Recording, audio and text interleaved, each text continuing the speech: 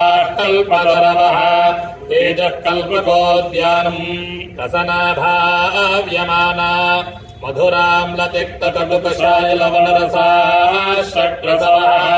ज्ञानमग्निर्ज्ञेयम् हविः ज्ञाता होता ज्ञानज्ञातृज्ञेय नाम भेदभावनो श्रीचक्रपूजनम् निहितसहिता शृङ्गारादयो नवरसा अनिमादयः कामक्रोध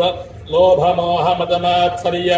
पुण्यपापमयो ब्राह्म्याद्यष्टशक्तयः